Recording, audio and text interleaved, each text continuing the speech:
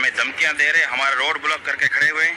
ये देखो, हमने इससे पूछा क्यों इधर क्या कर रहे हैं, हमारा इलाका है, तो हमें रोक के हमारा बदमाशी हमारे आगे कर रहे हैं। इसका गाड़ी का नंबर है, ये गाड़ी का नंबर है, ये हमारे से बदमाशी कर रहे हैं। ये बंदा है हमारे से बदमाशी कर रहा है, ये हमें धमकियां दे रहा है, पुलिस की ओर हमें धमकियां दे रहा है। ये देखो मोबाइल। जी हाँ, बिल्कुल। देखिए, जिन्ना अस्पताल है उसके बराबर में मोर्ची है। कैमरामैन से मैं आगे आइएगा। यहाँ पर एक वकवा रिपोर्ट हुआ है, कल एक लड़ाई झगड़ा हुआ था, उस पर बताया गया है कि गैर मुल्की हाईवे थे मेमन गोट, ये जो सलार गोट है बिन कासिम पर, वहाँ पर रास्ता रोक के खड़े हुए थे। गालिबन बताया गया तलोर का शिकार जो है वो किया जा रहा था। एक शहरी जिसका नाम नाजिम चौकियो बताया गया और तलोर का वीडियो बनाई और बाद अदा उसने वायरल कर दी। उसके बाद सिलसिला ये हुआ है कि आज उसकी लाश अंदर पड़ी हुई है और पोस्टमार्टम किया जा रहा है। उसकी फैमिली क्या बात कर रही है, क्या मामला है, आइए मैं आपको सुनवाता हूँ।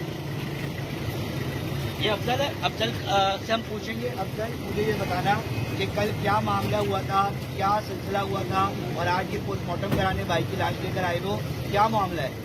मामला ये है कि कल ये इनके गेस्ट आए थे शिकार के लिए, तो तकरीबन गांव से आधा किलोमीटर पे मेरे भाई इनको रोका कि आप लोग कहाँ घुस रहे हो अंदर गांव में, जहाँ शिकार का थोड़ी है जगह। तो उन लोगों ने गर्मा गर्मी दिखाई मेरे भाई के ऊपर। तो भाई ने जैसे मोबाइल निकाला, वीडियो वायरल की, तो जैसे हमारी सरकार को पता चला कि इसने वीडियो वायरल की, हमारे गेस्ट हैं। ये वडेरा शाही कोई सिस्टम है, कोई सरदार सिस्टम है? MP MNA और वडेरा शाही है बिल्कुल। तो जैसे मेरे भाई ने वीडियो वायरल की, उसको फौरन बोला कि आप डिलीट करो वरना मैं आपको तशद्दुद करूँगा, ये कर दो, धमकियाँ दी, थ्रेट की। तो मेरे भाई को 11 बजे उसके पर्सनल सेक्रेटरी जाम अब्दुल करीम के न्याज सालार ने मुझे कॉल किया कि मैं आपके घर के बाहर खड़ा हूँ, आप आ जाएं, आपके भाई को जाम साहब ने बुलाया। तो उसने बोला आपको आपस में सुलह कराते हैं।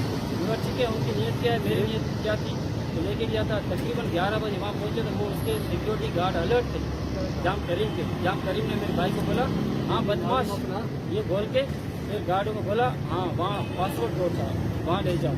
वहाँ मैंने चीखें सुनी है, उसको मारा है, कपड़े फाड़े हैं, तशद्दुद किया उसी टाइम।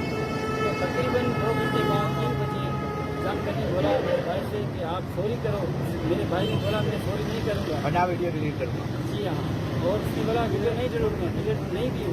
तो फौरन तकरीबन मुझे बोला आप जाओ कल आपकी और अरब गेस्टों की सुलह करा दें। तो जैसे 10 बजे मुझे पर्सनल सेक्रेटरी न्याज साला की कॉल आई, तो मुझे मेरे मामू दुर्मोहम्मद को बोला, मुझे बोला कि आप लोग आ जाओ। उसने बंदा भेजा दिन 10 बजे। हम जैसे 11 बजे जामा पहुँचे तो उसने बोला, वो खुद नहीं थे लेकिन उनके जो वडेरे फैसला करते वो उन्होंने बोला कि आपका भाई एक्सपायर हो चुका है बंदा। ये लाश में तशद्दुद के निशानात हैं? बिल्कुल जी हाँ। कहाँ लाश के तशद्दुद के निशानात? चेहरे पे नाखून के लगे हुए काले निशान और पूरी बॉडी पे मारा हुआ है तशद्दुद के निशानात। तशद्दुद के निशान। तुम लोग भी इल्जाम लगाते हो कि उन्होंने मारा उस वीडियो बनाने पे और उनको इतना बुरा लगा कि गैर मुल्की को उन्होंने रोका क्यों? जी, हम यही चाहते हैं कि किसी वजह से मारा। अब दफनाने की भी कोशिश कर रहे थे और क्या मामला था? मित्र को कोशिश कर रहे थे दफनाने की, लेकिन हमने बिल्कुल रोड खुला किया और एहतियात के इस्तेमाल थाने में कैसे किया थाने को। पुलिस क्या कहती है? आपको ये बताना है मुझे पूरे मामले में SSP DSP और इलाका पुलिस की होगी। अभी मुझे SHO मेहमान ने रिकॉर्ड किए कि जिन बंदों के नाम देना था तो उनके नाम को मैंने लिखवा दिए। तो नाम किस इनके नामजद किसके नामजद करोगे?